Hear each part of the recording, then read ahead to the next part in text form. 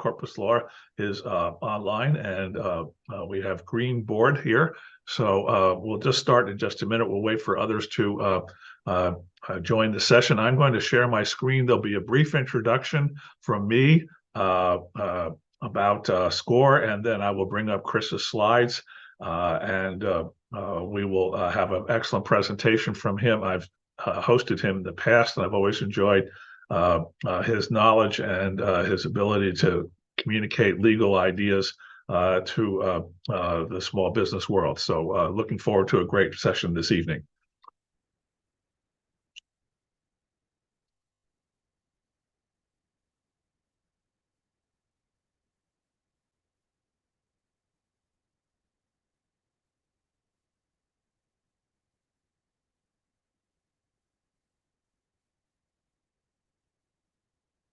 Okay, it's the top of the hour. It is 7 o'clock, and so I'm going to start the webinar. My name is Dan Muirman. I'm a SCORE mentor, and I'm going to give you a brief little introduction to SCORE. For those of you who know about it, please bear with me. That'll only take a minute or two, and then I'm going to turn it over to Chris.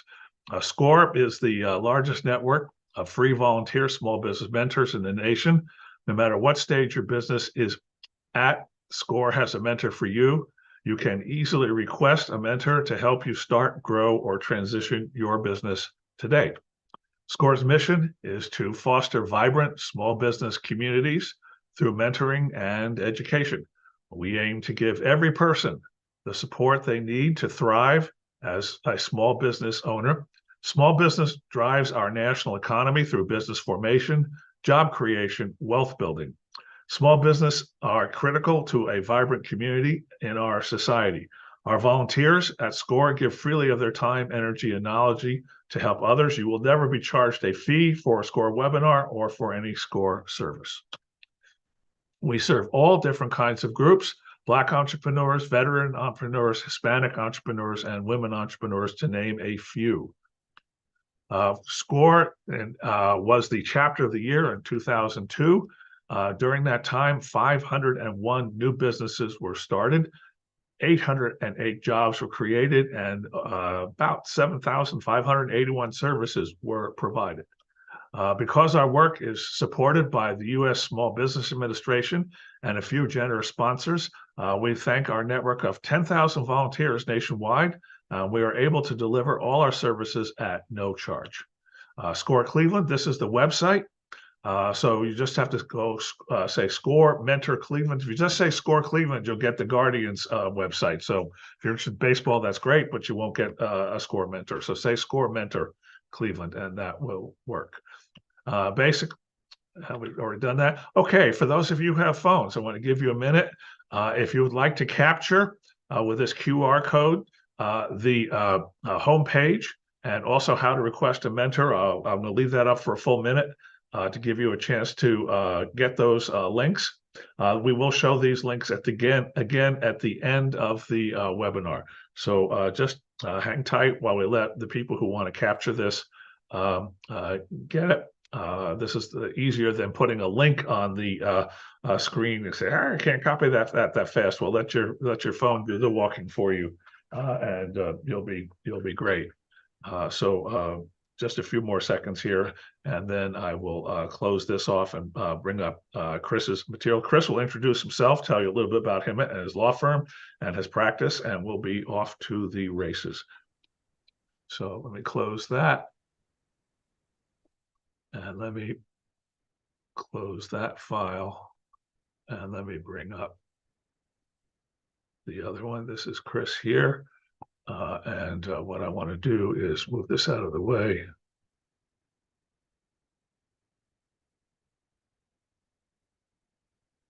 Pull that up and do this slideshow. Okay, Chris, we are off to the races. This is your opening screen. Just tell me when you want me to show the next one. Okay, thank you. I assume you can hear me fine? I can hear you just fine. Good. Well, thank you, Dan. I appreciate it. So yeah, my name is Chris Corpus, a local business attorney here in the greater Cleveland market. Have a law firm over in Elyria. I graduated law school back in 2000. Been doing this for 23 years now, and have quite a bit of different experience in the law firm world. Back in 2016, I left the 30-person law firm, became an entrepreneur, just like you all are hoping to do or are already doing. Started my own law firm, and I focus on doing business and corporate work for clients, commercial real estate and trademarks. All right, great. So that's enough of that boring stuff. So why don't you go ahead and go to the next slide, please? So this is what we're going to talk about today. Business entity selection, doing business with a partner, whether you want to be a franchise or an independent business, the differences between those. Site selection, focused on whether you're going to lease a location or buy a property, making sure you're going to be able to run your business out of that particular location. Some general contract issues and some intellectual property issues. So this is kind of like this presentation's a little bit like an inch deep and a mile wide. We hit on a number of different topics, but we don't get into a super deep dive on those items.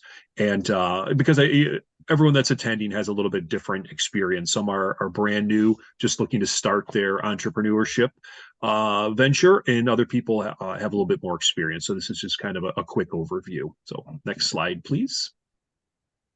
So business entity selection. So these are the most popular options that you have.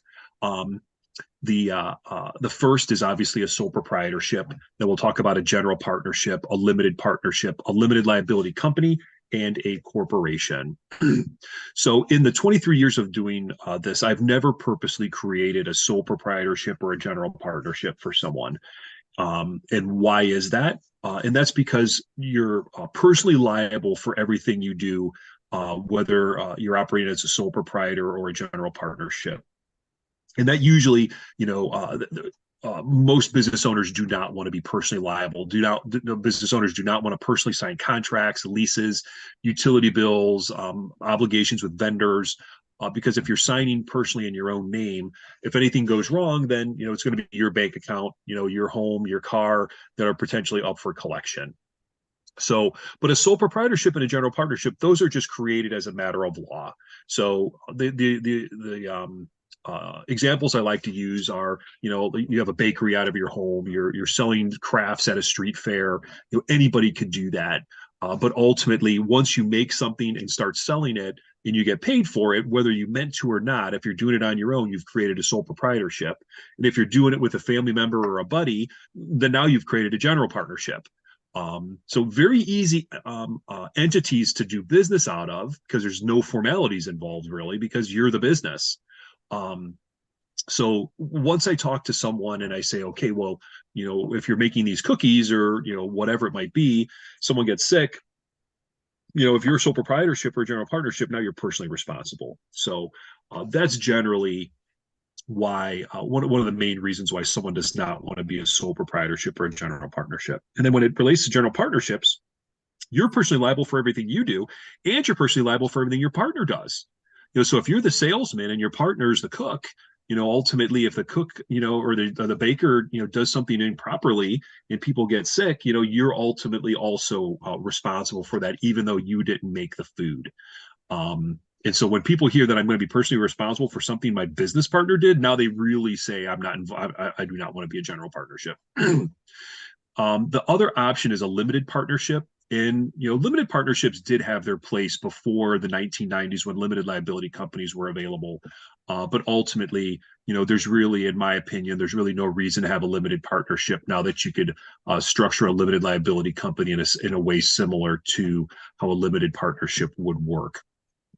So I'm not even really, 23 years I've been practicing law. I've never created a limited partnership for someone because it's sort of, in my opinion, a business entity that's really not needed anymore, because you can have a limited liability company. So, limited liability company and corporations, those are obviously the two entities that are created the most. And if I have to create 20 businesses for clients, I'm probably creating 18 or 19 limited liability companies and 1 or 2 corporations.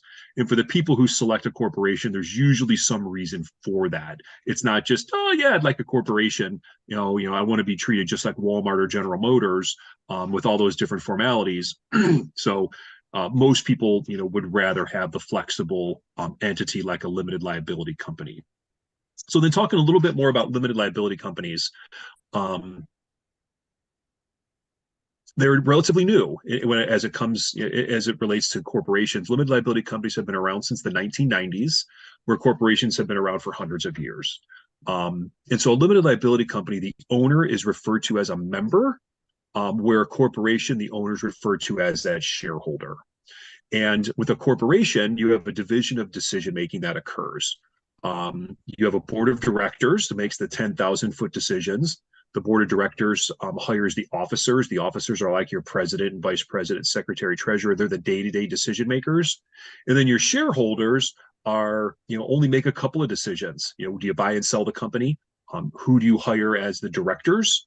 Or who are, voted on to become directors?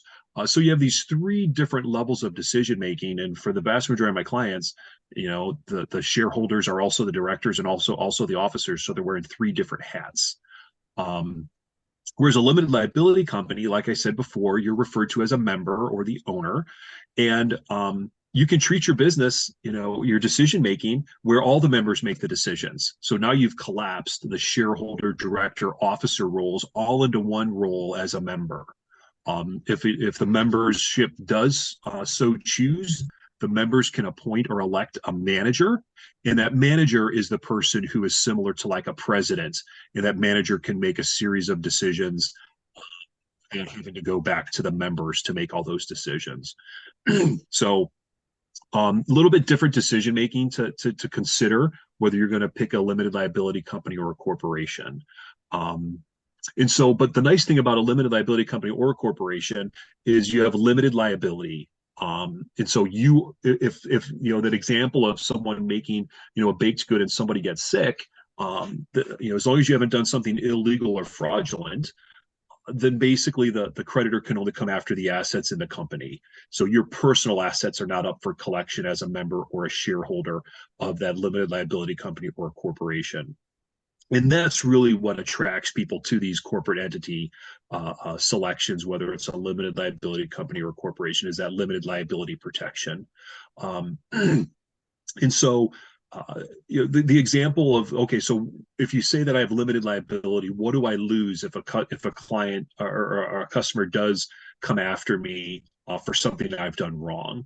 Well, it's going to be similar to you being a stockholder of Toys R Us, Kmart, one of these companies that have gone bankrupt. And so if you're a shareholder, do the creditors come after you and say, hey, knocking on your door, you're a shareholder, you have to come up with an extra $1,000 because you don't have the company doesn't have enough money to pay its bills? And the answer is no. But you have lost whatever you've invested as a shareholder. You have lost that investment in the company, and that's the same with your limited liability company or a corporation. A creditor cannot force you as an owner to come forward and bring more money to the table to pay off some creditor. So that's where you will have some businesses that you deal with, like a bank, a landlord, where they will be requesting that you give a personal guarantee, because if your company cannot pay their debts, then they're not going to be able to collect if you go out of business. And so limited liability companies and corporations, there are some differences, there are some distinctions between the two, but when it comes down to it, the biggest benefit for both of those entities is, again, that limited liability protection. There is the difference in taxation. So when limited liability companies were created, the IRS said, the tax structure of limited liability companies is complicated enough, or the tax structure in general is complicated enough, and we're not going to create a separate tax designation for limited liability companies. So limited liability companies get dumped into pre-existing tax boxes based on how many owners the company has.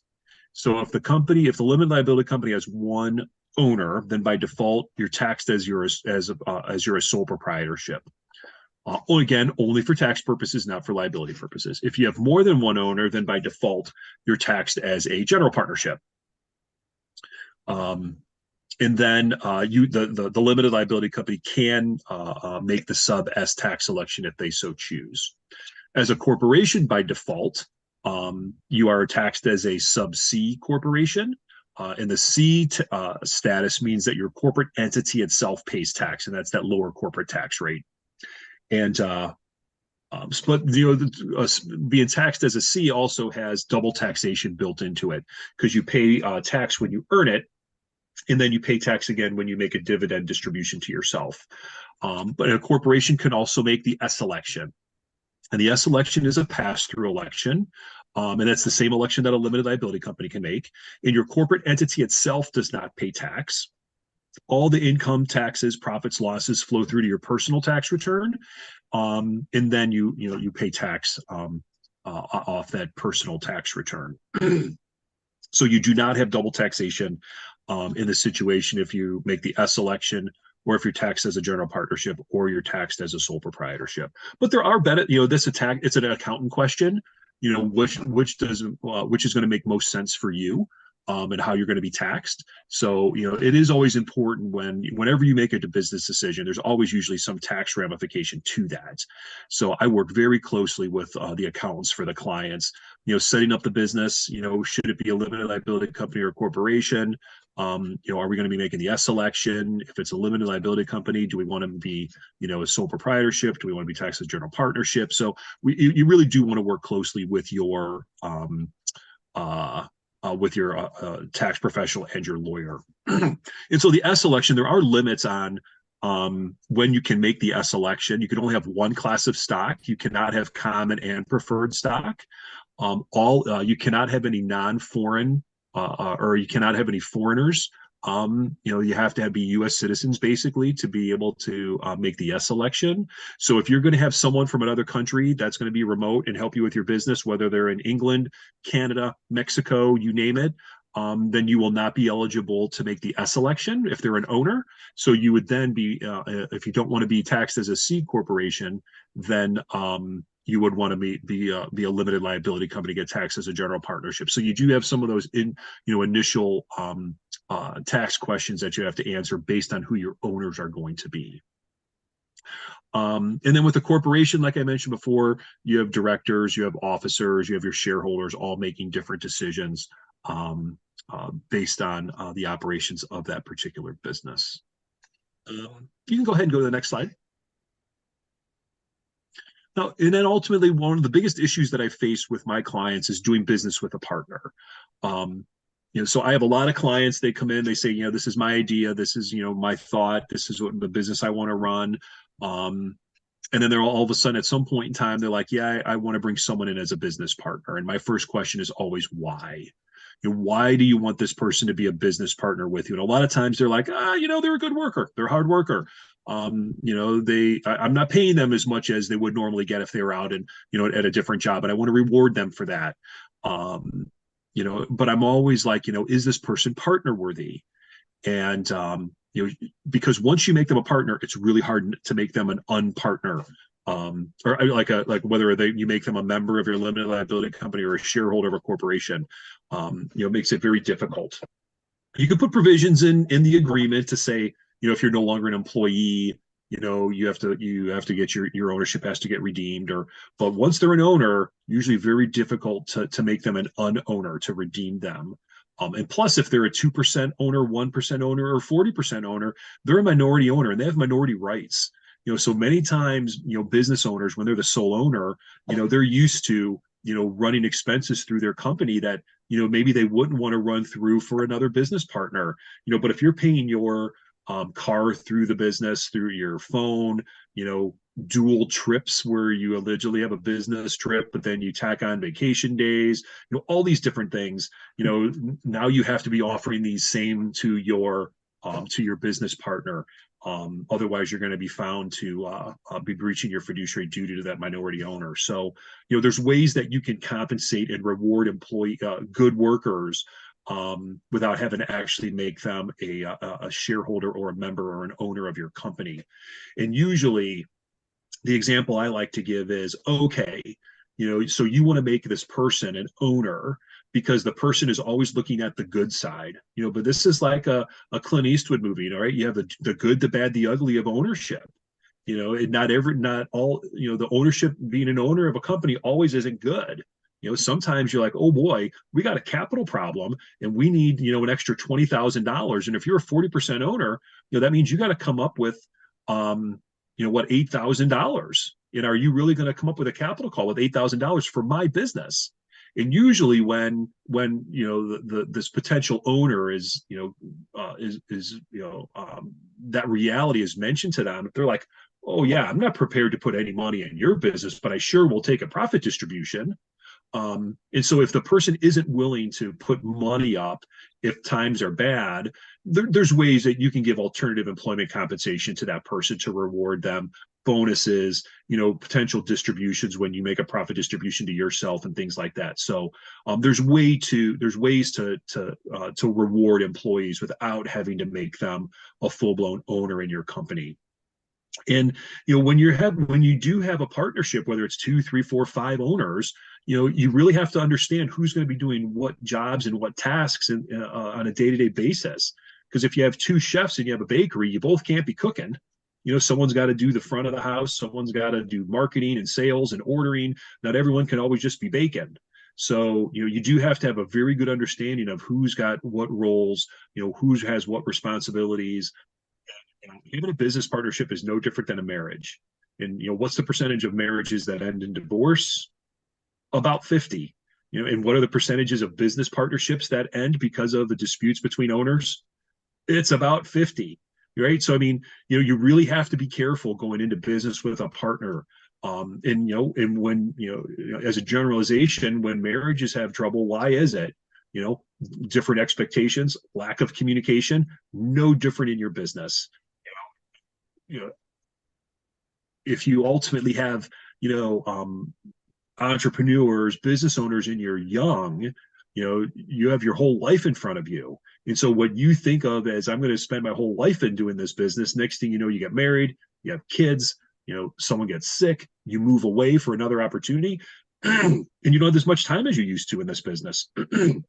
So, you do have to be prepared for changes in the dynamics of that business and how are you going to address those.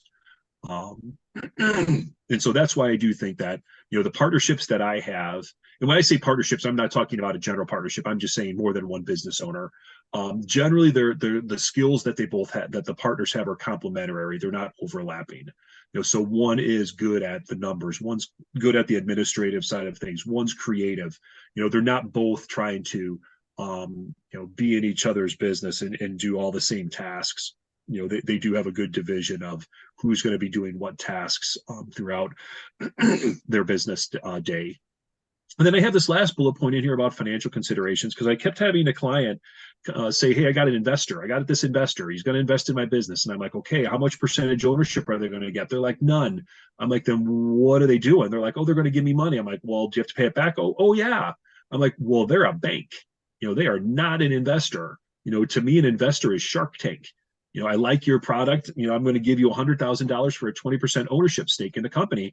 And if your company fails, then I don't owe you any money. My investment is zero, or it's worthless, I should say. So, you do want to make sure that you understand, if you have to pay the person back, whether the business succeeds or not, then that person is not an investor. That person's a lender.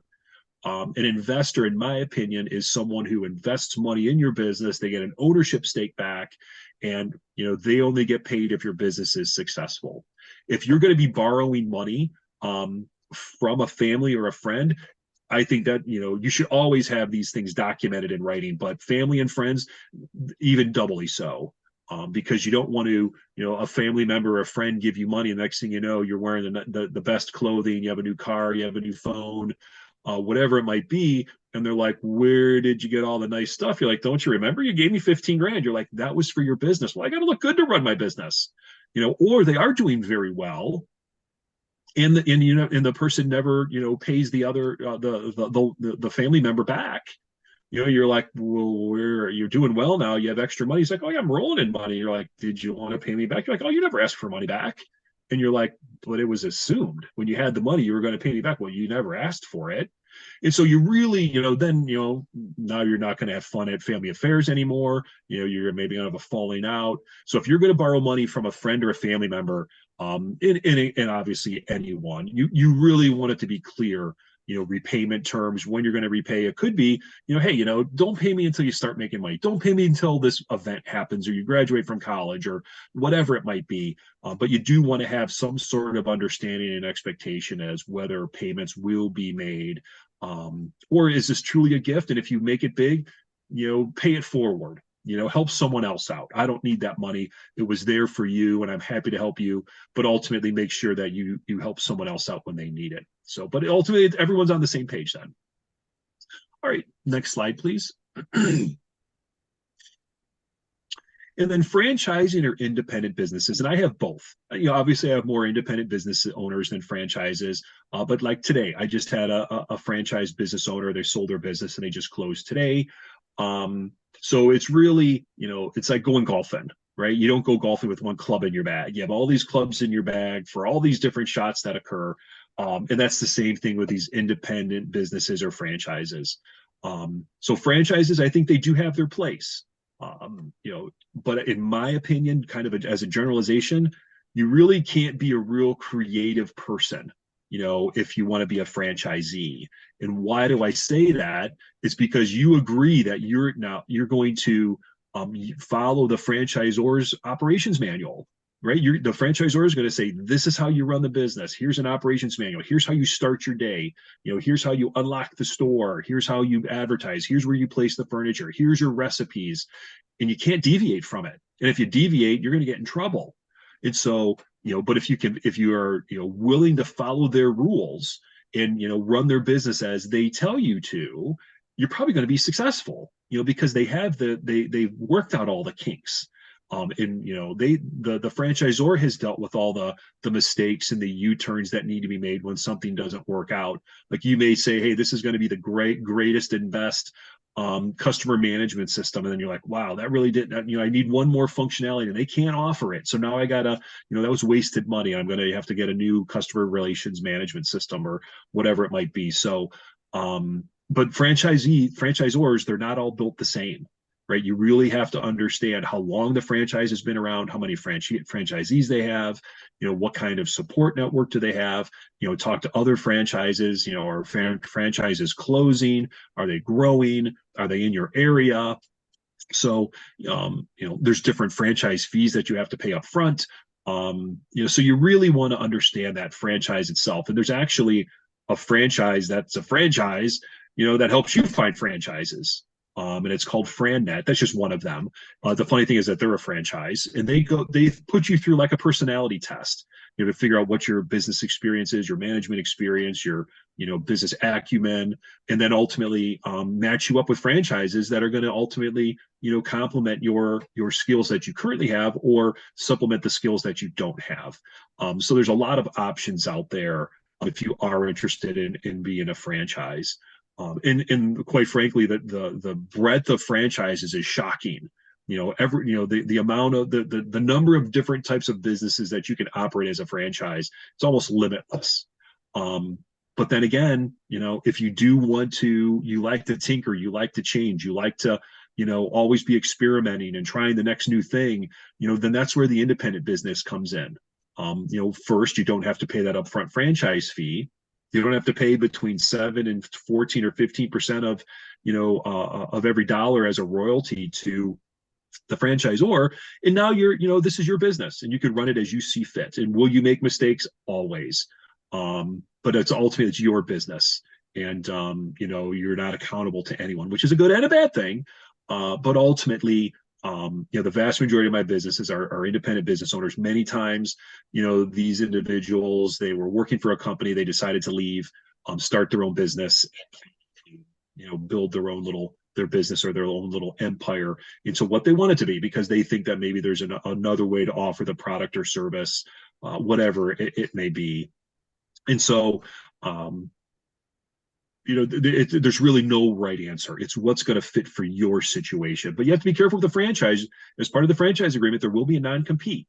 So it's not that you're going to say, I'm going to work in a franchise for 5 years, I'm going to terminate my franchise, or I'm going to let the term end. Then I'm just going to know that I'm going to let them train me, and then I'm going to go out and start my own business. And there's not a non-compete in there to, because obviously they don't want that to happen. They don't want to train you and then turn you into the franchisor does not want to train you and then turn you into a competitor. Okay, next slide, please. So site selection. There's a couple of slides for this, and I think it's super important whether you're going to lease a location or you are going to buy a piece of property to run your business. You do have to contact your local zoning department and ask them, give them the address, and say, "Can I operate this business at this address, this location?" And zoning sometimes doesn't make sense. It's not, intuitive sometimes. Just because you can operate one business on one corner doesn't mean you'll be able to operate it on the other. And just because a current business is operating out of a location doesn't mean you'll be able to operate the exact same business out of that location, because the other business, the prior business owner could have got a variance, and that variance only applies to that current business owner. So it's always, especially if it's a smaller city, just drive over and go in and talk to them. They're more than happy to talk to you and help you. And if it's not the right location, where could you operate that business? If it's a bigger city, sometimes it's a little bit tougher, just to get in touch with someone just because they're so big. But I always recommend, if you can walk in and talk to a city official, there's always a benefit to that, putting a face to a voice and actually talking to someone. Generally, they're more than helpful, and they never want you to be an enforcement problem where they find out you're operating a certain type of business in a certain location, and now we got a problem. So you do want to check those issues out beforehand. Like, I had a client, they're like, "Oh, I'm going to operate this business in this location. My real estate agent said it's going to be fine. It's zoned, XYZ type of zoning." And I'm like, "I don't know. I think I would give the city a call. I don't think that business is going to be able to operate there." And ultimately, no, the business wasn't able to operate there. It was going to be a drive-through only location. And the drive-throughs had to be, in a certain part of the city, and it wasn't going to be allowed where the person was looking to put it. So it's just a one quick phone call, and you can really save a lot of time, having to try to deal with, finding a spot, getting really, interested in it, lining up architects and all this other stuff. Then you find out, "Oh yeah, no, I can't run my business out of that location." Heaven forbid you sign a lease that you can't break because you don't have a contingency in it. So, okay, next slide, please. And then some specific lease issues. So if you are going to lease a location, my experience has been someone will go, "Oh, this is a standard lease," and there's no standard lease in Cleveland.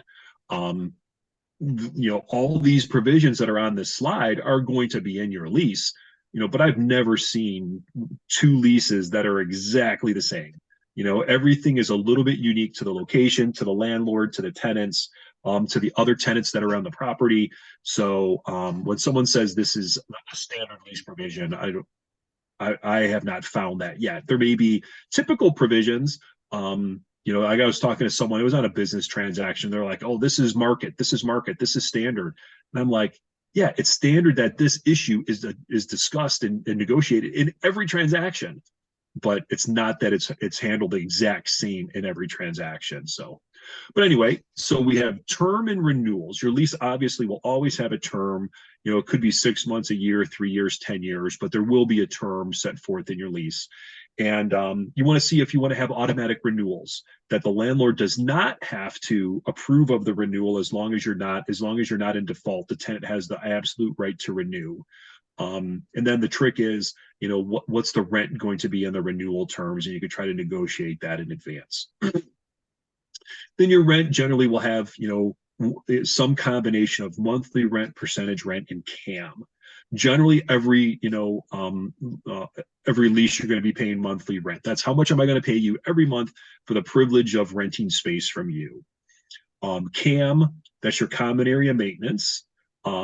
That's either going to be built into your monthly rent, or it's going to be a separate charge. And it'll be specifically based on the cost and expenses that the landlord has in operating the common areas. And so, what's a common area? Sidewalks, parking lot, cutting the grass. If you're in a kind of almost like an office building, you probably have a vestibule and entry. You might have elevators. You have a common walkways. You might have common restrooms that all the tenants are able to use. So those areas need to be lighted, heated, cooled, and so those are all your common area expenses. And that the landlord will say, either give you a price or $1 per square footage amount.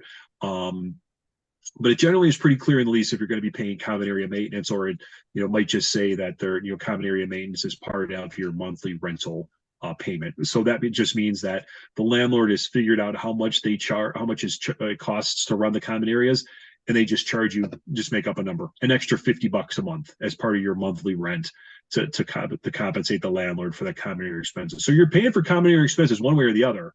It's either just part of your monthly rent, or it's a separate charge per month. And then usually at the end of the year, there's a true up to see if the actual amount you paid was right on, above, or below what was the actual costs incurred. And then percentage rent, that is generally in addition to your monthly rent. And your percentage rent means that you're going to pay the landlord a percentage of your revenue is going to be paid to the landlord as additional rent. And so when is percentage rent typically charged? It's going to be generally in a mall setting. Great Northern Mall, South Park Mall, Legacy Village, Crocker Park, something like that, where the point of the percentage rent comes from is that the landlord is actually doing things to drive customers to the facility. Santa Claus, Easter Bunny, concerts, 4th of July, all these different kind of events where the landlord is doing things to draw customers to you.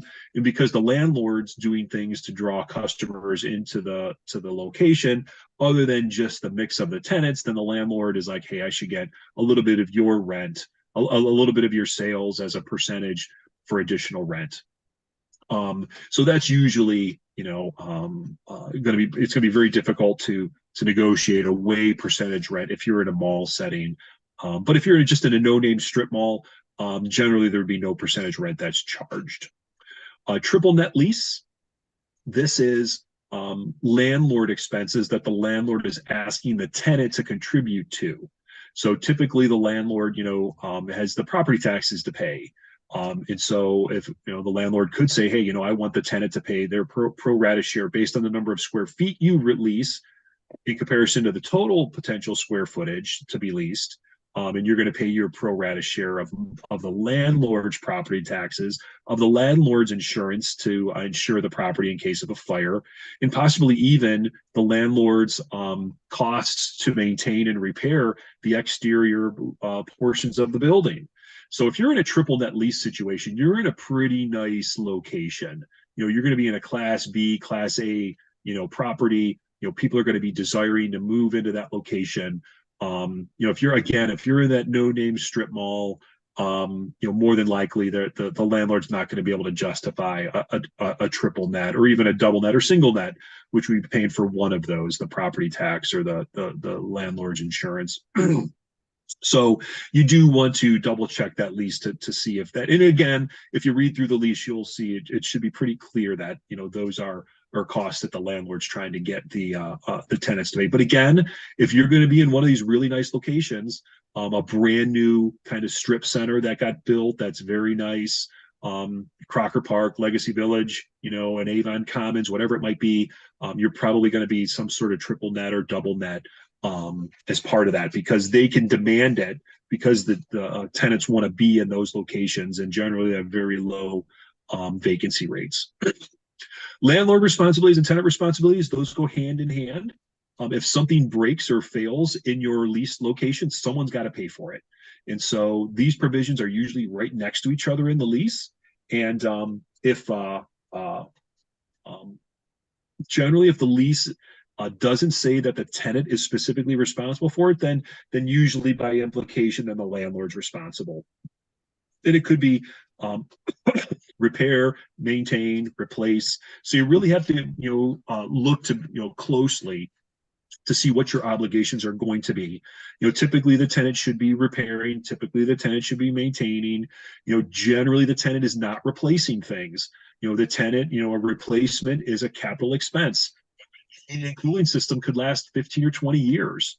And if you have a 3-year tenancy, should you really be paying to replace a furnace that's going to last 20 years and outlast your tenancy? The answer is generally no.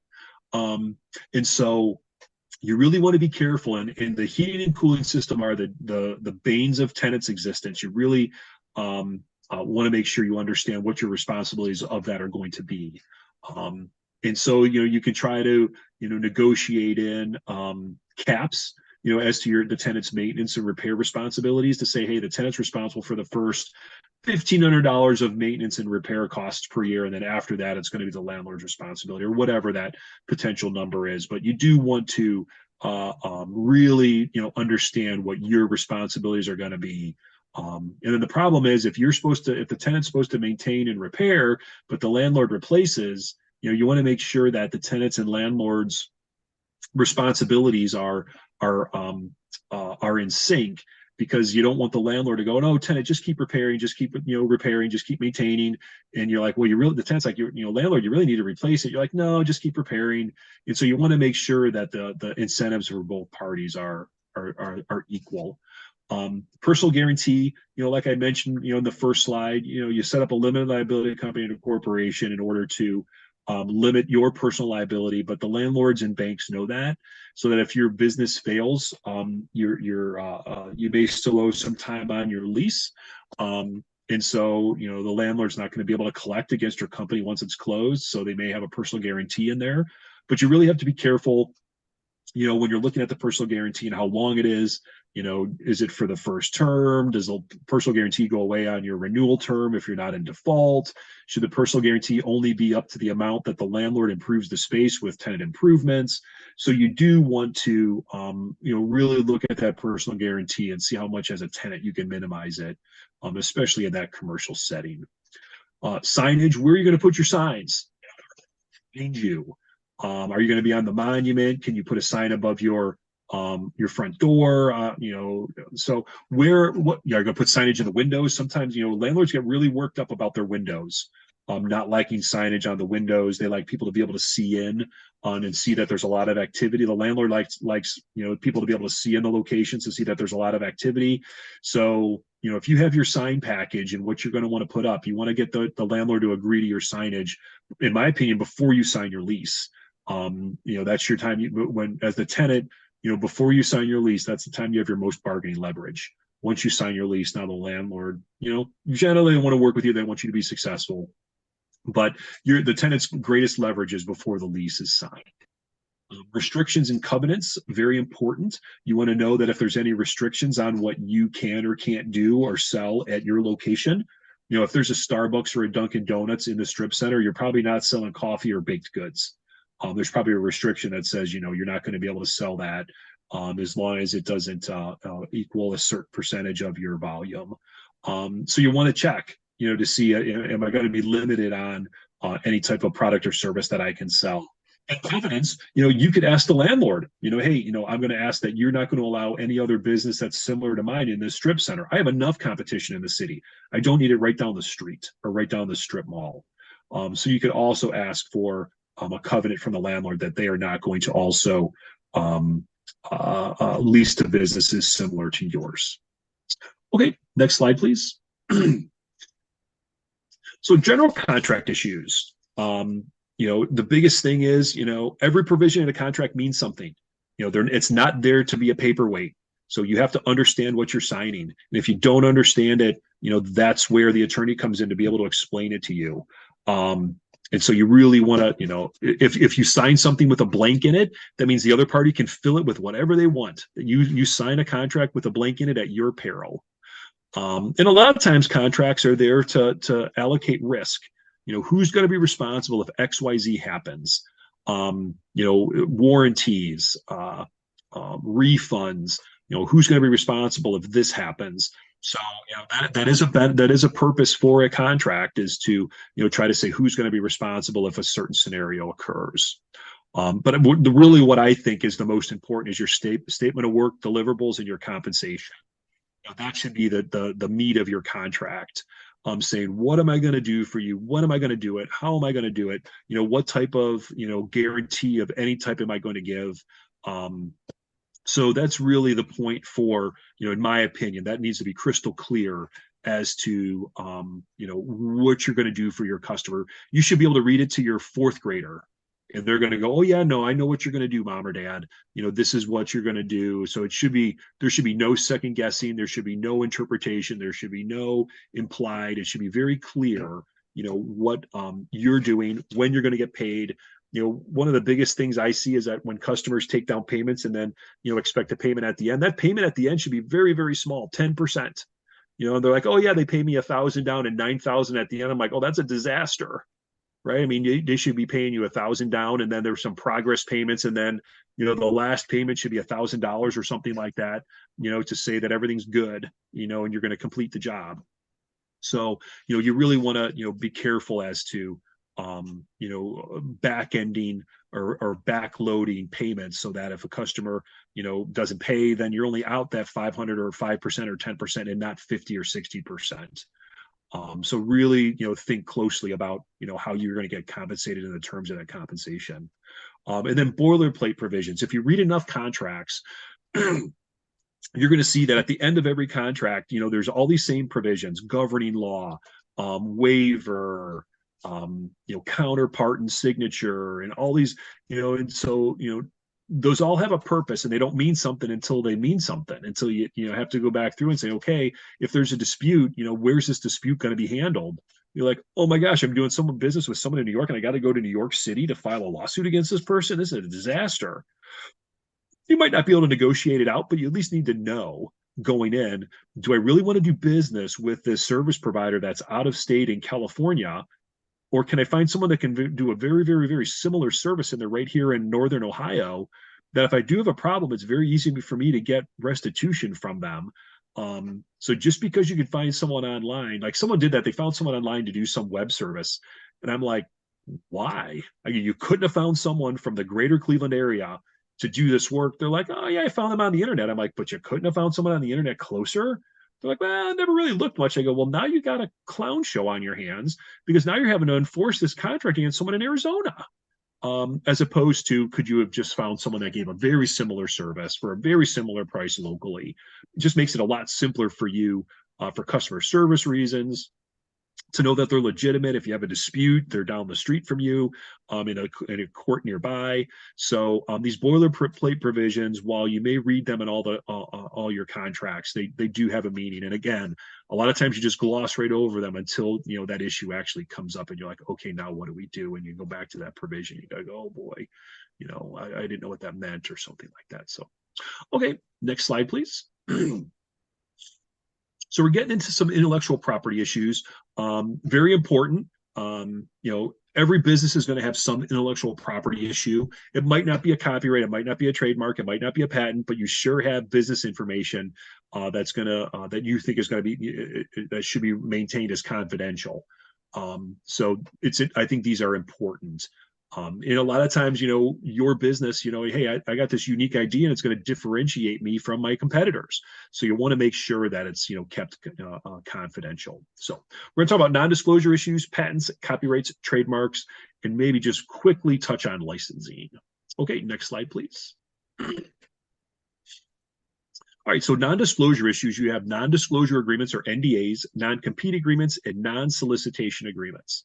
So a non-disclosure agreement, or an NDA, that should be with every vendor that you do business with every employer, independent contractor you have.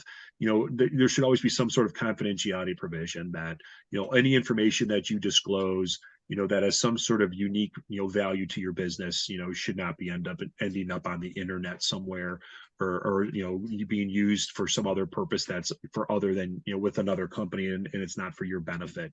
So, you should always have these confidentiality provisions before you start disclosing ideas or discussing marketing strategies or pricing, whatever it might be. You should always have these confidentiality provisions that your vendors, distributors, employees, independent contractors sign.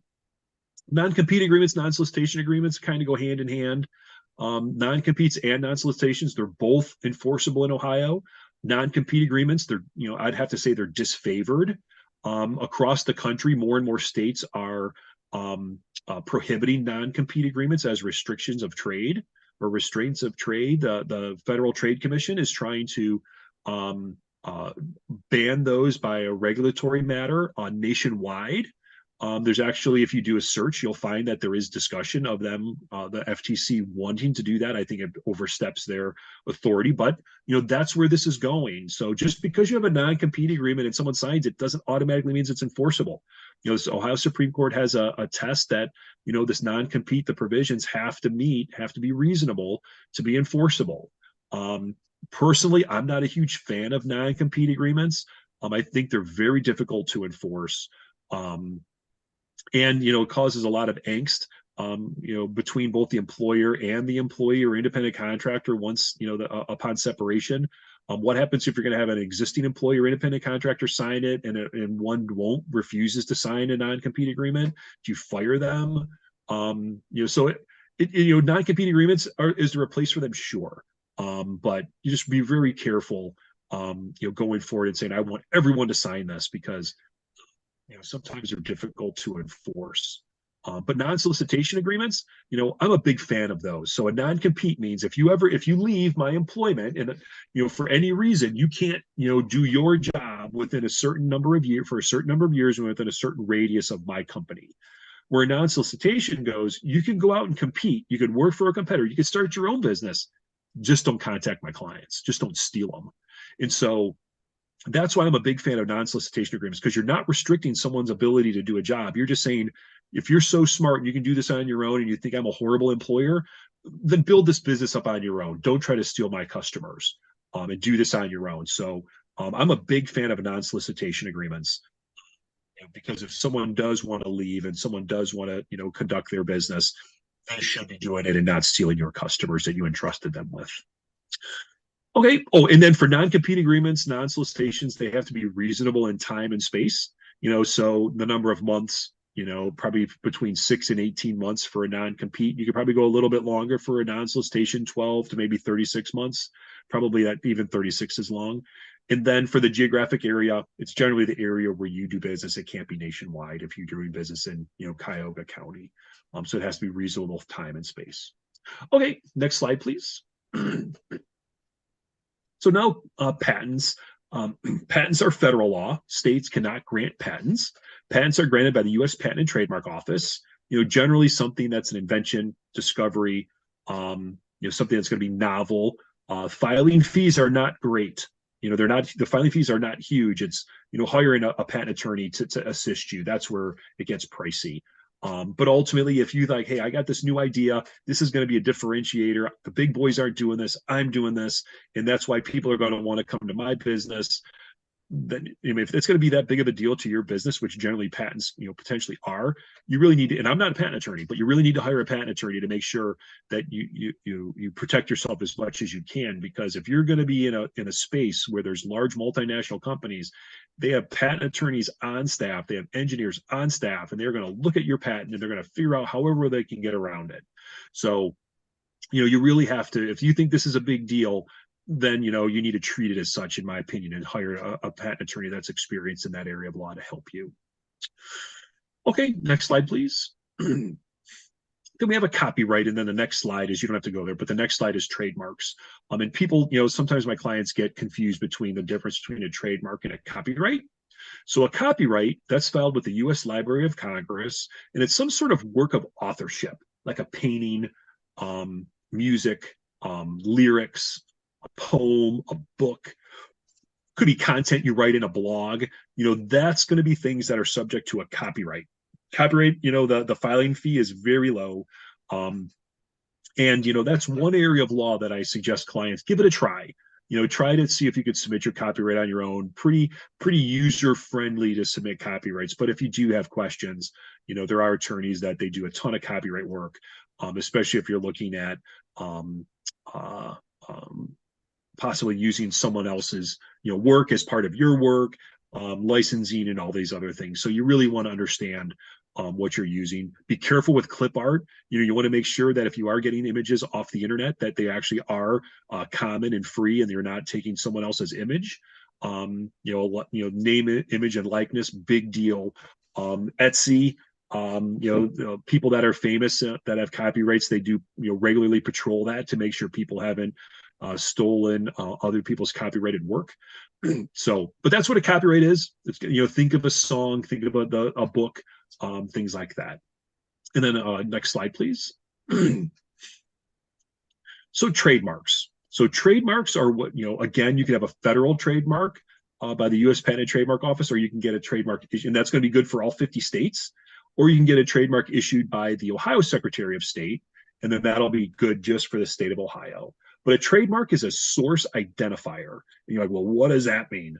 So a trademark is your golden arches, your double D for Dunkin' Donuts, that weird looking mermaid for Starbucks. All of those are what, as soon as you see that, the Nike swoosh, the little baby alligator, as soon as you see that, you know exactly who made it. Is it a quality product? Is it a cheap product? Is it a popular product? In your mind, all these images come flooding when you see, that you're like, oh boy, that person wasted their money, or you're like, oh wow, that person's cool. They're on the cutting edge, whatever it might be. But that trademark is a source identifier. And when you do pick your name of your product or service, whatever it may be, then you have to look and say, okay, how do I want to market this? Do I want to try to have that same name across all my platforms, domain names, social media names? How am I going to ultimately further market this particular product? But again, that trademark, I have clients now that they end up, so many trademarks have been taken, so many words have been taken. People are starting to, spell their names backwards. It's really difficult to find a unique name. And generally, so then you're like, okay, so what's a strong trademark? So if you say the name of a product or service, and you're like, wow, I wonder what they do. Great trademark. Made up words, great trademark. Because then you get secondary meaning. So then you look at, Starbucks, Nike, Microsoft, all these words that generally meant nothing, and now they're iconic, and because they had to get secondary meaning. But if you have something that's like fruit stand, you're like, oh boy, that's generic, that's descriptive. Because when you hear that, you're like, oh boy, I'm going to go there, it's going to be a roadside stand, I'm going to buy fruits and vegetables there. So there's no trademark value in that. But ultimately, if you use it in a different way and you use fruit stand as a line of clothing, you're like, oh, okay, I didn't think of that. So that is a good name, but you can't keep everyone from using the word fruit stand, because they really might be selling fruits and vegetables on the side of the road. But no one else will be able to use it for a clothing line. So trademarks can be kind of confusing as to what's a good name, but my general rule of thumb is, if you say the words and it conjures up an image in your head of what that product or service is, it's going to be descriptive, and you may have no trademark value or very limited. But if you say the words and you're like, wow, I wonder what they do, great trademark. But now you have to, spend money to educate customers as to what you do. So I do get it. There is a value to Chris's Lawn Care, right? You see it on the side of my truck, you hear the name, you're like, oh boy, I guess he makes tall grass short, right? No marketing necessary, but I can't keep Bob, Sue, or Jill from having Jill's Lawn Care, because it's descriptive and it has their name in it. So, and also surnames, cannot use your last name as a trademark. Everyone has the right to use their last name to operate a business if they so choose. Okay, next slide, please. And then licensing. So this is what generally you do with your intellectual property, whether it's a copyright or a trademark. You have the ability to allow others to use your intellectual property, even a patent. But then this license will grant the right to use your intellectual property, patent, copyright, or trademark, or it'll put limitations on it. Maybe you can only use it on certain products. Maybe you have the right to do quality control and come in and check how it's being used. How long is the license? How much are you getting paid as a royalty? So all these different things in your licensing.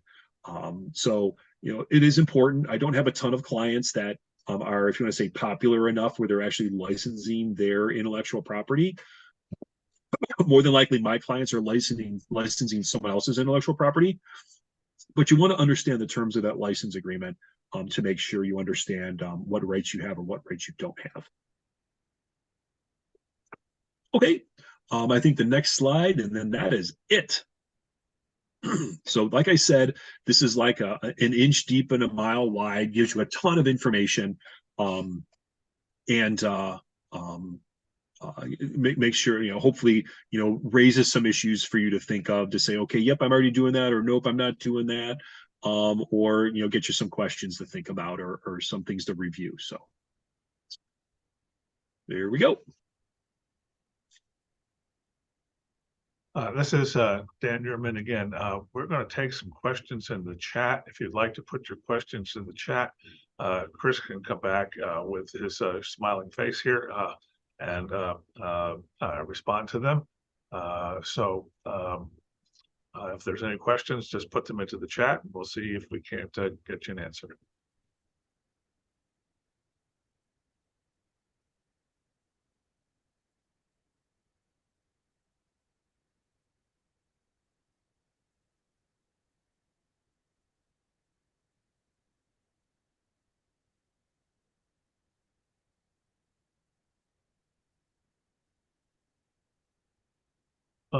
Is a recorded program going to be available at SCORE? Yes. In about a week, you will be able to see the recorded program on YouTube and also on the SCORE website. Everyone who is registered will get a copy of the slides. So you'll have that as well. So I hope that answers that question there. I guess I do have one other point. The federal government, a couple of years ago, they passed a new law called the Corporate Transparency Act.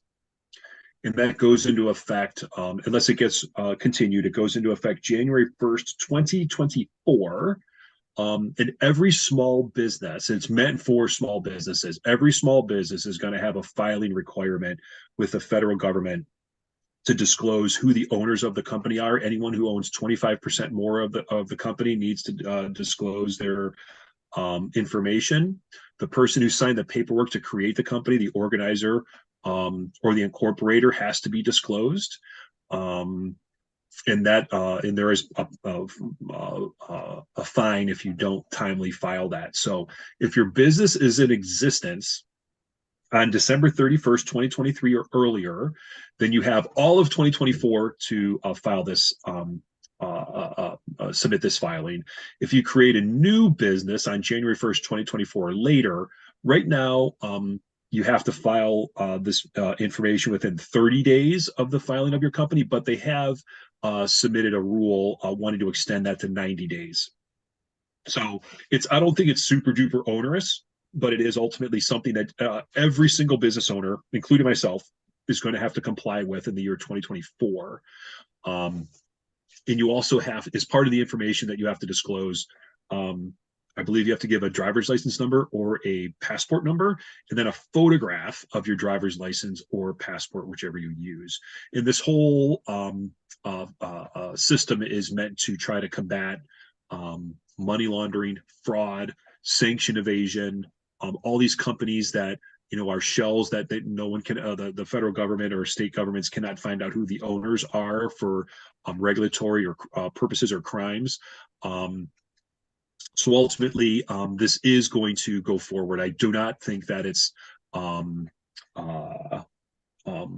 to be, it's a law and it's going to happen. People were thinking that it was going to get postponed, and it appears that it's not. It is going to go in effect December or January 1st, 2024. How will businesses be notified? You're notified. You have to comply.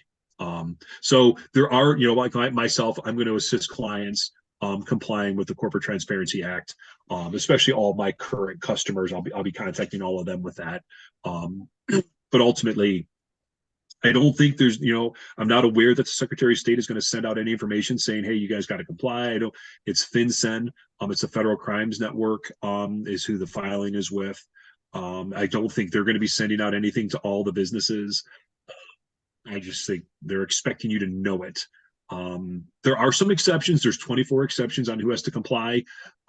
Generally, if you're a large business, 20 employees or more, $5 million or more in sales, you do not have to comply. Or if your business is defunct, you haven't had no sales for the last couple of years, no ownership changes, then you don't have to comply. But ultimately, I tell clients, I go, if you're defunct, you're not operating, your business is just sitting there, then my suggestion is just dissolve the business. One, so you don't have to worry about this Corporate Transparency Act exemption compliance issue, and two, for identity theft. If you're not actively operating your business, you are not monitoring it, and identity theft is so rampant that my fear is that ultimately your business is going to get hijacked, and you're not even going to know it, and you're going to have all this debt and credit cards and all these other things happening in your business, and you don't even know about it because you're not monitoring it. So my suggestion is for the defunct or inactive businesses, just dissolve it, be done with it. I had a business that I was looking, me and someone else were looking to try to do something and never worked out for whatever reason. And I'm like, screw it. I'm just going to dissolve it. I'm not going to deal with this exemption because, who knows, FinCEN may come back and say, and do a search of the Secretary of State's website and say, hey, there's all these businesses that didn't comply. We don't know if they're defunct or not. And then they contact you and like, oh, now you have to prove you're defunct or whatever. And I'm just like, it's not worth it. Just spend the time and just, dissolve it. So. Chris, we are at But I don't think you're gonna get it. You're not gonna get any notification. I don't think. It's just they're expecting you to be aware of it and your professionals to let you know that you have this compliance obligation. Like for myself, if someone's going to create a new business in 2024, I'm not creating the business until my client gives me the information to comply with FinCEN, to comply with this Corporate Transparency Act. I'm not even going to create the business for them. I'm not going to run around and try to chase them and get this information. So. We are at the end of the hour here. It's our allotted time for the Zoom session. So unfortunately, I'm going to have to cut off the questions and say goodnight to everybody. I am going to put up the slide. Let's close that. Let me just, this is only take a second for this last question. So you would dissolve the business at your Secretary of State. There'd be forms to file with them. So that's it. I just want to put up the codes here, the QR codes for anyone who wants to get them with their phone. If you didn't catch them at the front end of the session, these are 2 QR codes that you can use. Just point your phone's camera at them and you'll see a link. One link on the left allows you to go to the SCORE Cleveland homepage, so be sure to bookmark that. And the other is if you desire to have a mentor to help you with your small business, on the right, the QR code there will take you to a form where you can fill out on your phone or your tablet or whatever device you're using and request a mentor, and someone will get back to you in a day or two. So I'm going to leave that up for just another minute. I want to thank Chris for a great presentation. I learned a lot and I don't have a business, so I don't have to worry about that filing requirement, but that does sound like if you have a business and you need some legal help, this is one of the things that might send you that way. So just to wrap this up, I'm going to close this now. I want to say goodnight to everybody. Thank you all for attending. Chris, thank you so much for your great presentation, and I'm going to close this